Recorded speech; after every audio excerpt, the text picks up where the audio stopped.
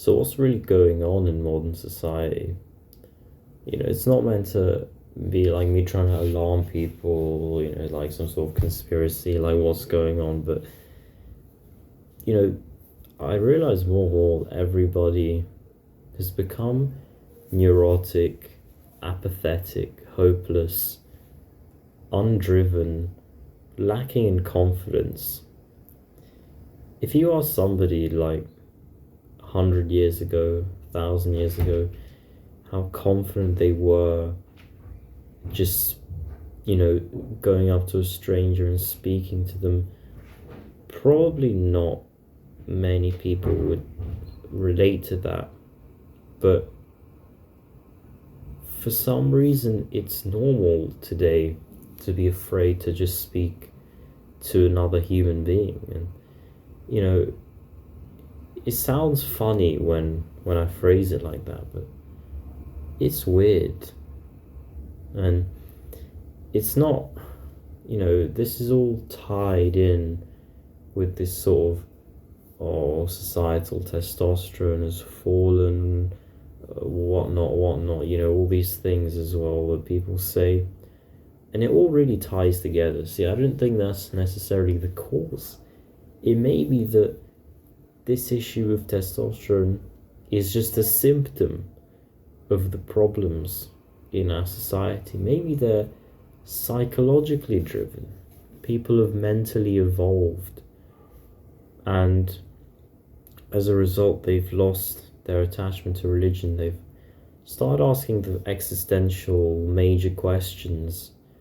And as people have just become more aware and more intelligent, their egos have become weaker and more vulnerable, and that's what leads to this like disease of the mind, this neurosis. And it seems like there's not much of a solution at the moment for most people to this problem. It's unfortunate, but that's the way it is. And I actually wanted to relate this to another point of, testosterone is this thing, and we can talk about it and we can say that it causes this and causes that, but it doesn't give the full picture, really. You can't say that it's the cause of everything. It might be in a lot of cases the cause of issues, but maybe anxiety isn't a symptom of a lack of testosterone. Maybe anxiety is a cause, and the lack of testosterone is just like a symptom, a way to put a number on the problem, but it's not the problem itself. One interesting thing I was thinking about is, they do these tests, psychiatrists or GPs. If somebody's suffering from, what people commonly call performance anxiety, erectile dysfunction, they try and test whether it's caused by performance anxiety or whether it's a physiological problem with testosterone levels. And so they test, I think it's like nighttime, morning wood, essentially. And if there is none, then they suspect some sort of physiological cause, like a lack of testosterone.